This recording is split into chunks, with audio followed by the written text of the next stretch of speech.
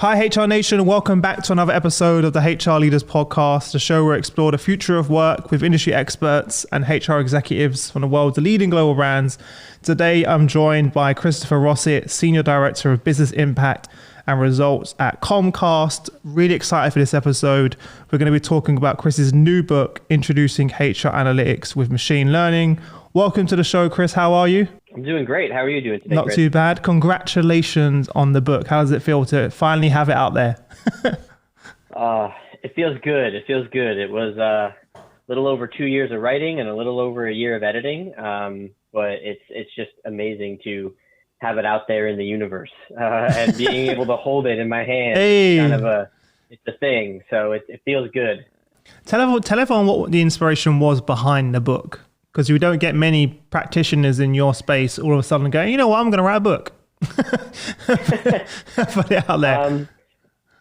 Well, I wasn't actually looking to write a book. I was presenting on some machine learning work I did at another company at a conference. And after the conference, or after the presentation was over, a publisher from Springer approached me and said, hey, you look like you're passionate about this topic. Would you like to write a book about it? And I said, sure, I have no idea how to write a book. And she said, that's okay, we'll help you.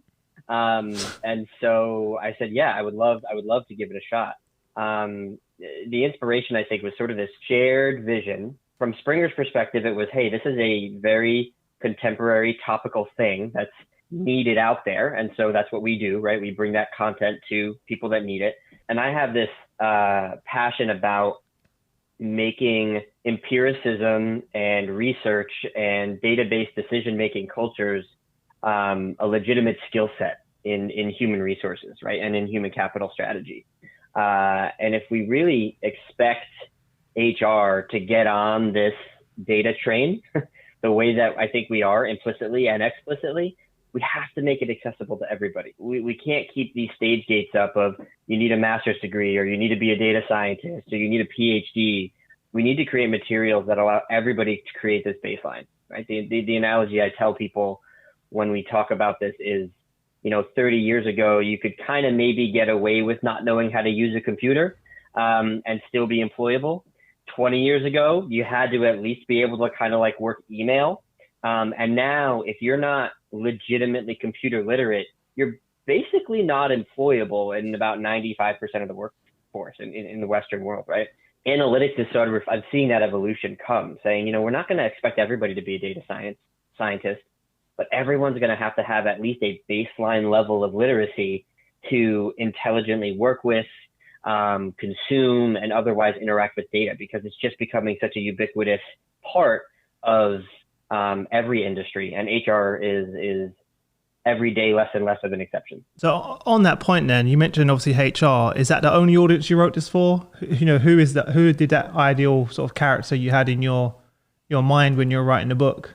A couple of different audiences, right? The first primary audience would be HR practitioners, right? So people that are in any walk of HR, whether you're an HR business partner or a talent management specialist or talent acquisition, engagement, comp, if you sit somewhere making decisions about people at work, this book is for you. And it could be just because you want to read it. It could be because you're in an HR certification program or some other kind of ongoing education.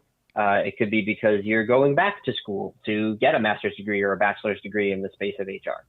So that's kind of the first persona I was considering. The second is students, right? So undergraduates in industrial organizational psychology or business or human resources, MBA students, IO psychology graduate students. This is a great sort of early text to get you introduced to the walk from thinking about questions and science in an empirical way, all the way through some of the realities of designing and implementing advanced analytics, right? There's sort of a very long walk there that I'm sure we'll get into a little bit later. Yeah. But anybody who's starting that journey, whether you're a student or a practitioner. Because there are so many books now popping up around people analytics and HR analytics, but not so much with the machine learning lens. Machine learning is part legitimate contender and part buzzword, right? I think that there are so many, it's popping up everywhere. You're absolutely right. And one of the things we do very early in the book is call out the different places where machine learning stands to influence HR, because this book doesn't deal with them all, right? So There's machine learning as a tool to help you investigate and understand causal things in your workforce and or predict stuff. And then there's machine learning for greasing the wheels of business processes, what we would call digital transformation.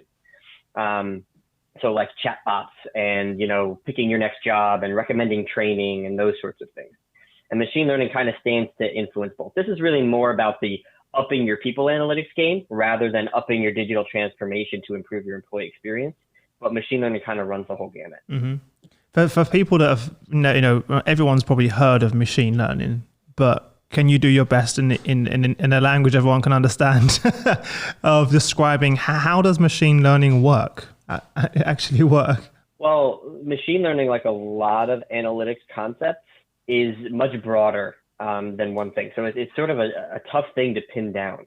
And in a lot of ways, machine learning is just one tool in the toolbox of advanced analytics. And the book does get into some of that, saying, well, what is machine learning compared to inferential statistics, compared to artificial intelligence, right? Compared to natural language processing. When we talk about machine learning, and if you ask 7 or 10 or 20 people like me, you'll probably get 7 or 10 or 20. That's why I asked.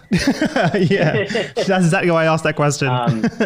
But the main way that we try to take a pretty inclusive definition of machine learning. And what we say is that computers got so good at going fast that we wanted to get out of their way. Rather than the traditional concept of computing, which is you design all the rules and you put them inside the machine, and then you input data, the machine does the rules, and then you get some kind of output, right? Like that's the traditional way computers worked. Machine learning says, well, we can compute so much, so fast, and do so many interesting things that rather than tell us exactly what to do, we would rather guide you as the human and kind of let you, computer, flex your muscles. The analogy I draw, we talk about it in the book, is this idea of making a peanut butter and jelly sandwich, right? We could use a recipe for that. And we could say, hey, you need a loaf of bread, you need a jar of jelly, you need a butter knife, you need a plate, right? And then I can put it, so those are the ingredients, right? The data. And then we give you instructions, right? That's kind of the recipe, right? Mm-hmm. Take the bread out of the bag, put peanut butter on one side, put jelly on the other side, right? And you can create a recipe. And that's how computer programs work traditionally. Machine learning says, well, rather than do that, why don't we just let you watch 100,000 people make peanut butter and jelly sandwiches and let you pick out the parts that are the most important, right? And so you'll sort of implicitly learn as the machine what parts are most important. And then you can make the sandwich yourself. Is that why when people talk about more data that goes in, the better it gets? Is that why people talk about that? You hear people talk about the more data that goes in, the faster it learns. Is that why? Yeah, essentially, right? It gets a little more complex than that, but you're on the right track there. That someone has, yeah. Right? The better you can do, right? Somebody who's been playing guitar for 10,000 hours is way better than somebody who's been playing it for 100 hours, right? And if you think about machine learning in this idea of watching and learning, mm-hmm. that's essentially what we're doing. We're feeding data in that's sort of a proxy for experience, and then the machine can get better and better at observing and understanding the very, very specific thing that it's trying to predict or understand. Mm-hmm. We've seen over the last sort of 15 months the people analytics function come to the forefront of many organizations. Not for us that are working in this space, no surprise, but for many other people, it was very much a new thing. For traditional HR professionals, why is it so important for them to become familiar with these research methods, statistics, data systems? The short answer, in my opinion, is that because the technology is catching up. So even 5 years ago, the amount of companies that had enough HR data that was of high enough quality and reliability that you could do interesting things with it was orders of magnitude lower than it is today. And today it's probably orders of magnitude lower than it will be 5 years from now. When you think about all the companies that are gutting their HRIS systems and implementing HCM systems, things like Oracle, SAP, mm-hmm. Workday, and the like, we have figured out that it makes sense to get better at HR data. And the natural outcropping of that is great. Now let's actually use it, right? We did all this work to consolidate our HR tech stack so the data is more available, it's more reliable, it's easier to get to. Let's actually do something with it. So increasingly, whether or not you're involved in HR data, the systems you're using are evolving, and the data underneath them is becoming increasingly more sophisticated and available. So we want to use it, right? Mm-hmm.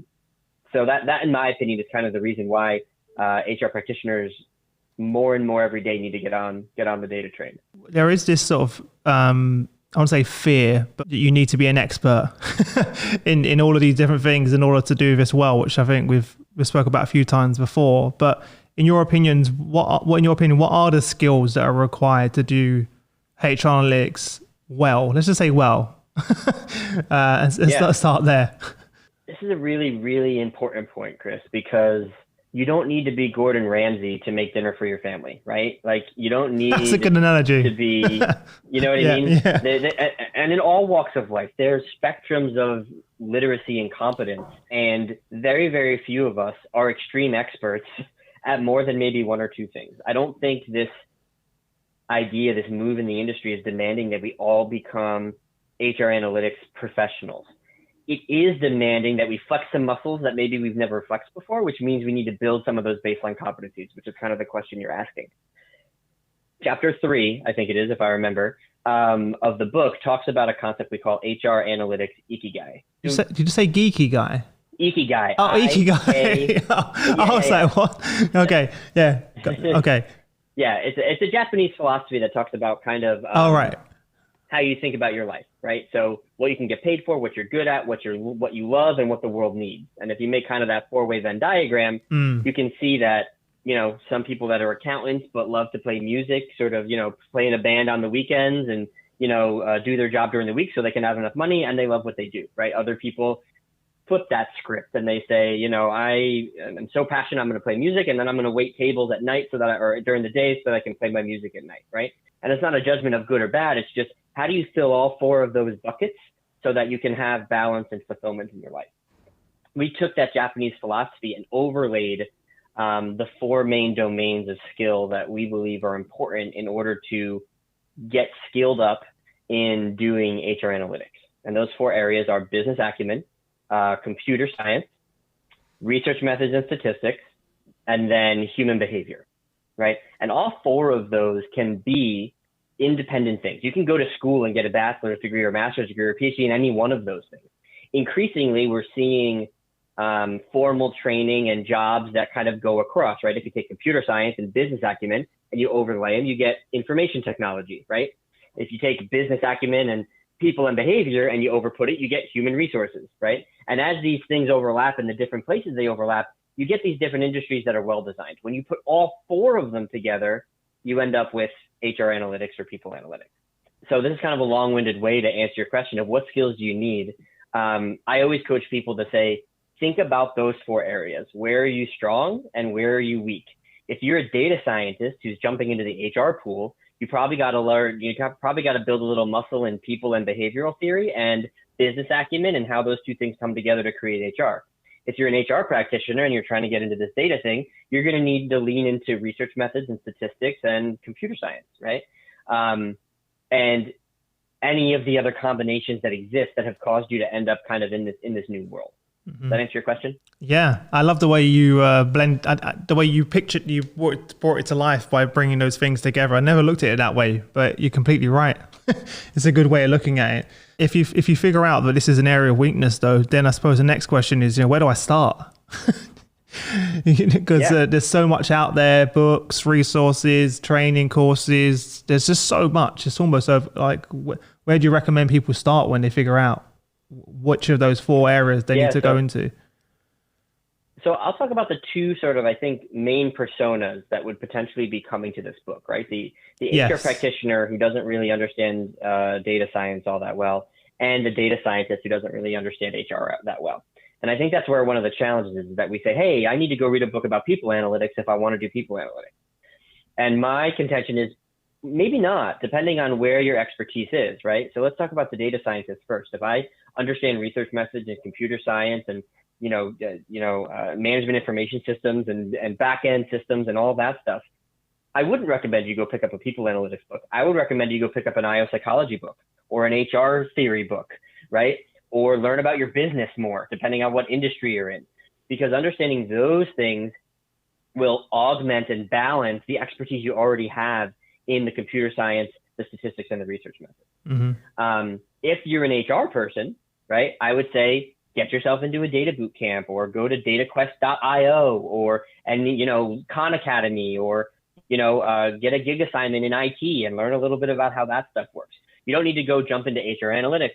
I actually suggest you get specialized in the part of the ikigai that you don't understand really well, and then you will sort of arrive at analytics a bit more implicitly. Do you advise people that your colleagues, peers over the years, to take ownership and just do it themselves rather than being waiting to be tapped on the shoulder, but by the business? Yes. I mean, that depends on your skills and your ambitions, right? It reminds me of a story about Mozart, or I guess it's more of a legend, where somebody came to him and said, Mozart, how should I write a symphony? And Mozart says, well, you need to start with these smaller things, write some concertos and, these simpler pieces of music. And they said, Herr Mozart, but you were making symphonies at 4 years old. And he said, yeah, but I never asked anybody how. That's sort of the philosophy that I try to coach people on when they ask that question, like, where do I start, or when should I start, or why would I start? You're like, just start. Yeah, just start. Just start doing it. Yeah. And you may find things that you're naturally good at, and you may find things that you're not naturally good at. And what you're good at and what you love aren't always the same things, but you got to try a bunch of stuff to see where you fit. You might start playing around with HR analytics and realize you really have a knack for IT. And then you become an IT professional who supports HR analytics. Or maybe you realize you love research and you end up right in a strategic HR function, designing programs and doing advanced research. Or maybe you get in, you're like, I absolutely hate this. I just want to build enough skills so that I can go back to what I was doing beforehand, but I can interact with HR analytics teams when it's necessary. Yeah. It's about finding what you're good at, what you like, and striking that balance between the two things. And the only way to do that is by starting. Because then you just, it's in that process of discovery, then you figure out that this is what I'm good at, this is what I'm not. And then you kind of know that kind of tells you where you need to go in what direction. But the important thing is starting. And the reason I asked that, by the way, is I speak to so many people analytics leaders, and many of them from a practitioner, HR practitioner background, generalist background. And I asked them, how did you end up as the VP of people analytics, given the fact that you had no prior experience? And it really, they just took the ownership. They just saw that the business need, that as you mentioned, the data, the systems, this is where the profession was moving, and they just took it on their own shoulders just to dive in. No one said to them they have to do it. Yeah. The little dirty secret of all professional HR analytics people is that none of us are particularly special, right? We all started somewhere and kind of implicitly drifted, and then at some point saw it, grabbed the bull by the horns, and just went that direction, right? Mm-hmm. My formal training is as an industrial organizational psychologist. So I had a little bit of the stat and the research methods, and I spent the early part of my career in strategic HR things. And then but I'm not a data scientist. I don't write a lot of code. I'm not someone that's going to jump in and architect the back end or anything like that. All of the stuff I have there is learned. And I often joke with my teams that I'm not a data scientist. I just play one on TV. But you understand it. I know enough. Yeah, exactly. I know enough of, I would, if you put me in a room with a true data scientist, right? In those areas, I'm not going to keep up. I know enough about it to work with them, but the genius I bring to the table, right? And everyone has their own geniuses that they bring to the table, is more in that people theory and stats and research methods, right? Like that's the part that I bring. I bring in, like, this book is co-authored with a guy named Austin Haggerty. See his name right there? Yeah. He is an actual data scientist, right? He works for Microsoft leading a data science group. So as soon as they said, do you want to write this book? I said, yes, provided I can find a data scientist to write it with me. And that's the hubris you have to leave at the door, that no person went to school and sort of was just like burst as this all-encompassing people analytics person. This function or role didn't even exist 5 years ago. Exactly. So how could you possibly expect yourself to be this perfect confluence of these 4 domain areas? Yeah. Austin sort of started in data science and drifted towards HR. Yeah. I started in HR and drifted towards data science. And the best HR analytics teams and the best HR analytics leaders build teams that have people that naturally come from all different areas and then augment their capabilities through experience. So tying this back to your previous question, it's like wherever you're at, just jump across the ikigai to somewhere else and try it out. And maybe you'll like it, maybe you won't, maybe you'll be good at it, maybe you won't. But wherever you land, you can build those skills. And at the very least, you leave with a critical experience. Yeah. At the very most, maybe you find a new direction for your career. What are some of the other chapters that you think in the book that our audience would most resonate with, that you're most proud of as well? One of the chapters I really, really like that I haven't seen in a lot of materials about this is a chapter on doing HR analytics and machine learning well. And when I say well, I mean... I like the fact you're trying to be nice about that. You're like, how do I say this in the politically correct way? Yeah, there's a lot of legal, ethical, privacy, and other things that are going to make HR analytics a game changer. But also, we're standing at this precipice where we can sacrifice the means for the sake of the ends. And I don't really think that that's a great idea. And there's a lot of places in the history of humanity where we've let the science get ahead of itself, or we've let the innovation get ahead of itself. And it took us 10 or 20 years to realize that we were hurting people unintentionally, right? There's a great book on this called Weapons of Mass Destruction by Catherine O'Neill. In order to use innovation well, we have to understand the medium, long-term, obvious, non-obvious effects. There's a chapter in the book that's dedicated to kind of 8 principles around this. And we use analogies like when thalidomide came out in the 50s, and we thought it was so great and we could sell so much of it that we didn't realize it was going to do really bad things to pregnant women. And there ended up being a lot of people negatively impacted about that because we didn't take our time and do the due diligence we were supposed to do. You have another example of the predatory loan industry, where we've sort of allowed machine learning to overshadow the fact that it's really not doing great things to the middle and lower socioeconomic status folks. But machine learning is driving profits, and that's more important than anything else. And the whole point of the chapter, Chris, is to say, just because you have a tool doesn't mean unbridled application is the answer. Yeah. And so it's not saying don't use machine learning. It's not saying don't be aggressive with implementing machine learning. It's saying be thoughtful and prudent about how you do it so that you first do no harm. One of the places that machine learning stands to impact so much is how we make decisions about people. When you're using machine learning in marketing insights, for example, if you do it poorly, people don't buy your product. And at the end of the day, that's on you, that's on your business, that's lost market share, that's lost revenue, but it's not really hurting anybody. When we start taking that same technology and using it to recommend who qualifies for a high potential program or who gets promoted or any number of other decisions we make as HR practitioners, it's very easy to see why the outcomes are so much more important to get right and to be fair and to treat people with the dignity and respect they deserve. We can't just take consumer insights math and slap it on top of HR problems.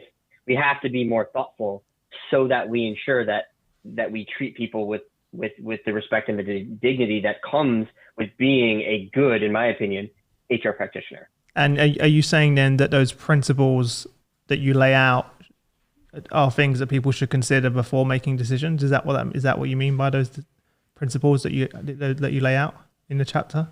Yeah, we lay out a lot of those principles and how you should be thinking about it and doing it. And it's kind of throughout the book too, talking about that, because there's a lot of, another analogy we talk about in that chapter is the Industrial Revolution, right? So we're in an agrarian culture where everybody lives on or around farms and we're producing food. And then we get this steam engine thing, and all of a sudden we're in like Victorian England, right? And we've got, the robber barons and all that stuff going on, where the innovation of the technology has allowed us to produce things in an entirely new way at greater speed with greater volume. And then we just start abusing people. And why do we start abusing people? Because we're putting profits above all else. And we didn't have the labor laws in place to protect people. And then we have about 50 to 100 years of just awfulness when it comes to being a worker, right? You think about all of the ways that that manifested in all of Western society, until we get things like unions and we get things like legislation, right? The U.S. has the EEOC, the UK and EU have all their different versions of these laws that say, well, you can't just treat an employee, you can't just fire them because they broke their leg, right? You can't just fire them because they got pregnant. You can't not hire them because they're African American. There are rules, people, and we have to treat people fairly. But it took a while for that stuff to catch up with the innovation, right? Analytics in a lot of ways is the modern version of that. We can start using these data to make decisions and do things, and the legislation hasn't quite caught up. We're seeing things in data privacy space, for example. Like GDPR, for example. Legislation's never going to move as fast as innovation, right? We didn't need to regulate airways before radio. We didn't have to regulate the skies before aviation. And we didn't have to regulate cyberspace until the internet, right? And now we have to figure this out for data too. And there's a lot of competing pressures, political, economic, and the like, that are all playing a part here. But as HR practitioners, legality has never been the guide for morality, right? Like we always have to be, as good people taking care of employees, in my opinion, 1 or 2 or 3 steps ahead of the legal, and say not just what's legal, but also what's right. Yeah. Because that's what makes, and I'm not saying this to be some hippy drippy tree hugger either, right? I'm saying that when you treat people well and properly, you have better cultures. When you have better cultures, you get more organizational commitment and less turnover and more discretionary effort and more cohesion and more trust. And that helps you win in the marketplace, right? This is not an either or scenario. There's not a make money or treat people well. When you treat people well, you do better. And when you do better by your people do better by your business. So I'm not saying this to be altruistic. I'm saying this because creating homeostasis within your culture is, treating people well is sort of a non-starter. That you got to do that part. Mm-hmm. And if you let data overemphasize how you make your decisions and you let it replace the way you're thinking critically, you're going to have a bad time in the long run, even if you think you're saving things in the short run, right? It should always be augmenting our decision-making, not replacing our decision-making. Mm-hmm. And that is a big concern that I hear from the HR community, is it feels like it's flipped completely the other way, where in the past it was a lot of emotional intelligence, experience-based decisions. And now it's like the opposite way, where it's like 99% data-driven, then you got that 1% of the emotional intelligence side, and making sure we're making decisions that are the right decisions, and not just the right decisions, but the decisions that are going to put our people first. If that premise that Chris just stated makes you angry or upset, or makes you feel like, why am I here anymore?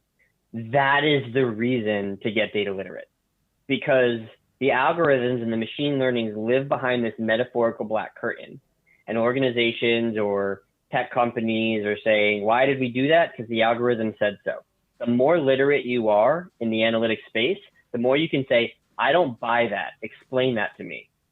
Why? And when you read this book, you'll be able to understand the difference between a logistic regression and a linear regression. You'll be able to explain at a high level what an SVM is, or what a decision tree or random forest is. You'll be able to understand how distributions and basic statistics work. So you can say, let me see the descriptive statistics that underlied your model development, because this regression is saying one thing, but I've been an HR business partner for 20 years and that doesn't make sense to me. So show me how you got there. And if you have the literacy not to go off and build those models or necessarily be an expert, but have enough to have that conversation and say, oh, well, I see you put these data into the regression, but that's actually not a valid measure to be using. And that's why maybe you're getting these results, but why it's not matching up with my learned experience. Because that's when analytics gets really good. When you have experience of lived experience in the industry, combined with the machine learning and other advanced analytics that allow you to comb through impossibly large amounts of data and possibilities. You put those two things together, if you can have the conversation, it's amazing. if you still have that metaphorical black curtain there, then it's going to be tough to get the synergistic value of those two things together. Yeah, I think that's an amazing point that you just mentioned there. And that's something, as you said, you just kind of runs throughout the whole book as well. And you do provide some practical examples, right? And that you walk people through in the book that they can use and do, right? Yeah, so it is at the end of the day an HR analytics book, right? So an advantage of that, if you're in that space, is that we're painting all our pictures and analogies in the space of HR things, turnover and, learning and development and talent acquisition. So the analogies and the examples and the surveys and the stuff that we talk about are all painted in the space of human resources decision making, right? That's another reason I think, Chris, that this book was sort of timely, because a lot of it, I will say few machine learning books or advanced analytics books are really focused on HR outcomes, right? And there are a lot of those things in the people analytics textbooks and things like that. And in some ways, this is sort of an addition to that body of knowledge. Yeah. For people that are, the different companies at different stages of this, some are just getting started, some are pretty advanced, but what are your sort of top tips you give companies on how to apply machine learning to the human workplace or the human capital strategy and tie that in? The headline of what I'm about to say is, do not over homogenize. And when I say that, what I mean is companies very often just treat all HR analytics and data endeavors as one big body of work, right? And if you're the HR analytics person, you're the HR analytics person, and you're expected to do everything from data integrity to machine learning. It's a much more nuanced set of skills. And if you're trying to bake it into your human capital strategy, you have to appreciate some of that nuance. So I can split out a couple of the main areas I think are important. The first is advanced analytics as a function of digital transformation versus machine learning and advanced analytics as a function of investigative methods. So are you using advanced analytics and machine learning to try and grease the wheels of business processes? So making chatbots or selecting new training or recommending people for different jobs, right? Versus I'm trying to go find the ills in my organization and solve them, right? So decreasing turnover or increasing engagement or things like that, right? So two very different bodies of work where machine learning, right? And they're not the same, right? One is going to be more human capital management system leaning and, recommendation engines and that kind of stuff. The other is more inferential statistics and research methods and pilot studies and that kind of stuff. So first of all, separate those two things. The second two areas that should not get over homogenized is strong, reliable data and good descriptive statistics compared with inferential statistics, machine learning, predictive analytics, and that sort of stuff. Most companies today are staffed to do the first one.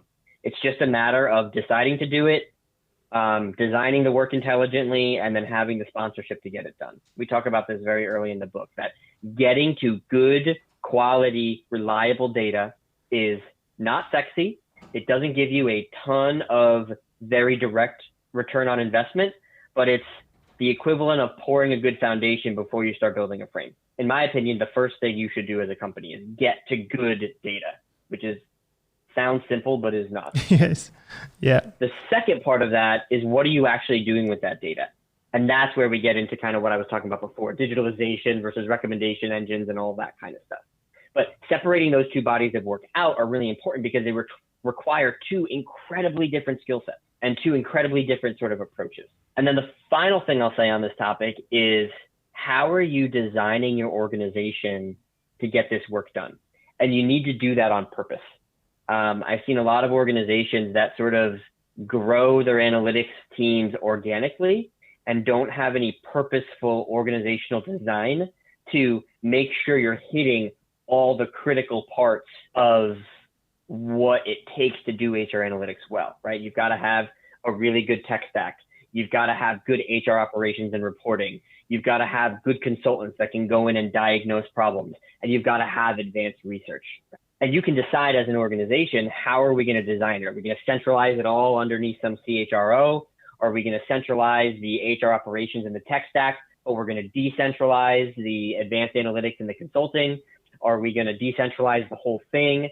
What makes sense based on what we're willing to spend, what our industry demands, what capital we have to put against it, et cetera, et cetera. So once you understand the work, you then have to make some very legitimate decisions to purposefully design your organization to get where you want to go.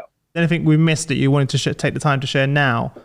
Yeah. Well, we haven't talked too much about the back third of the book, which is all about actually getting started.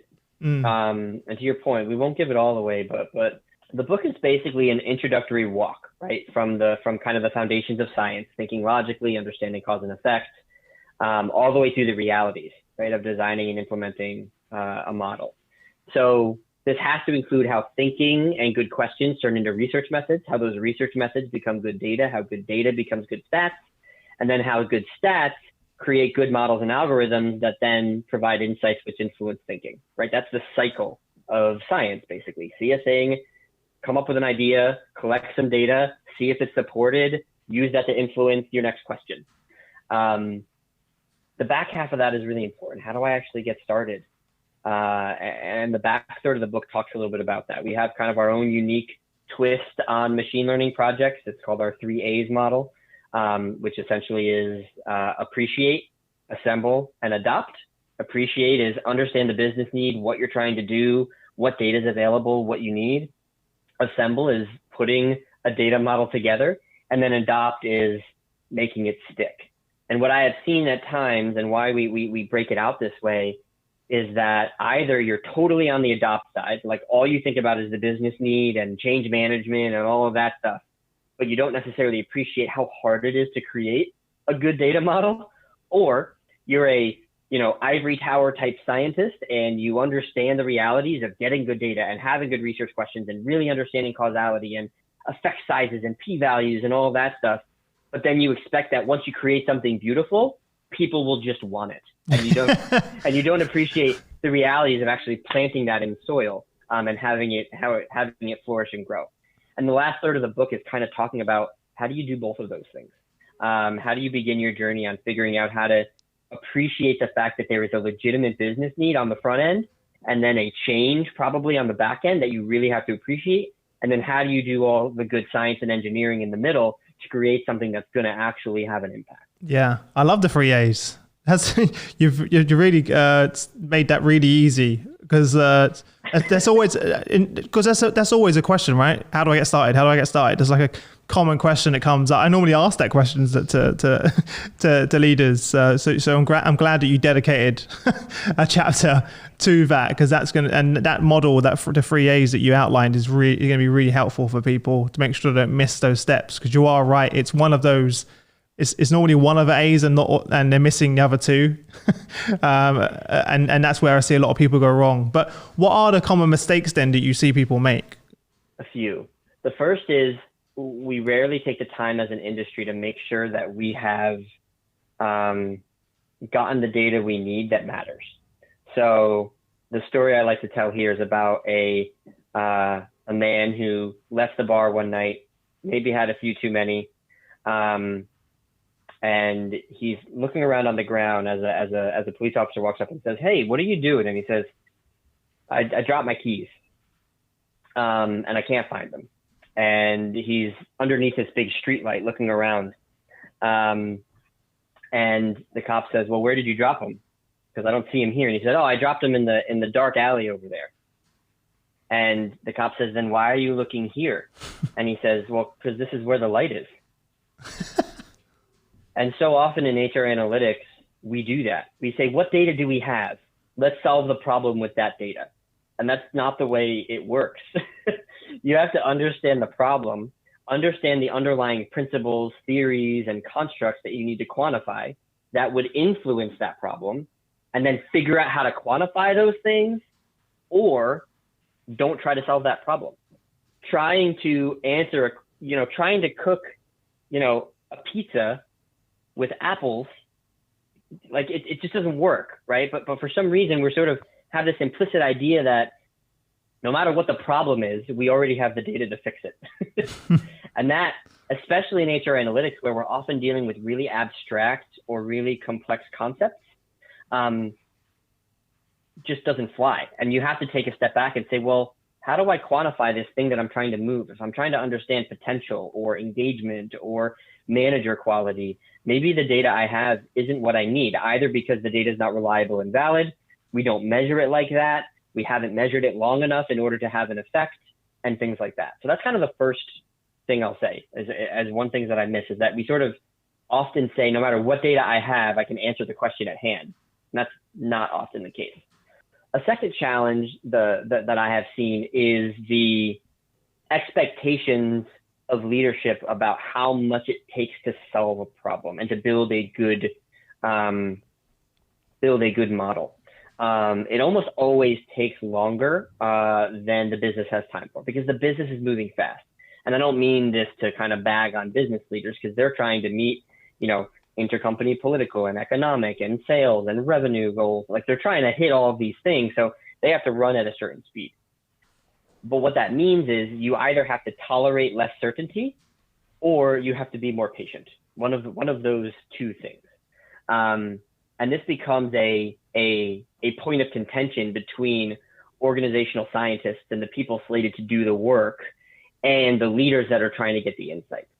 When you can create better communication between those groups, it becomes a less of a do it right or do it wrong, which is how the scientists see it, or a do it on time or don't do it at all, which is the business's version, to, okay, what do we need? What can we build? And what are the reasonable resources we have at our disposal to do that?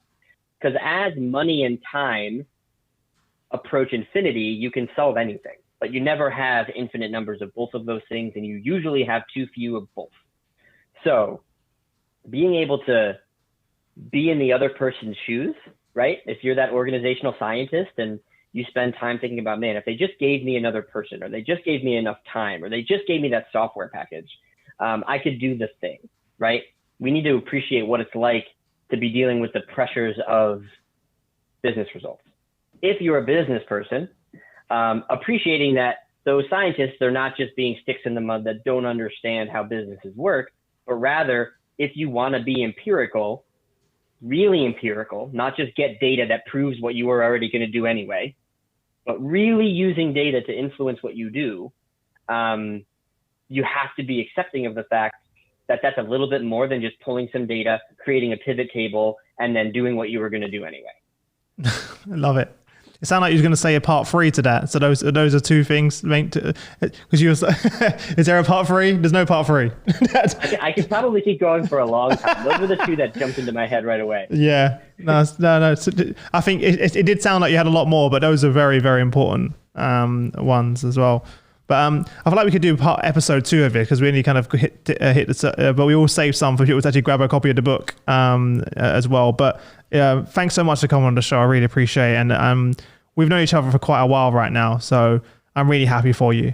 Generally, congratulations on the book. And if anyone listening, make sure you go grab a copy. Where is the best place, Chris, for people to grab a copy of the book? I imagine we could probably put it up on wherever this thing ends up living, but it's available on Amazon. It's also available on Springer's website. Those are kind of the two main places you can grab it. There's ebook, and there's also hardcover, so you can get either.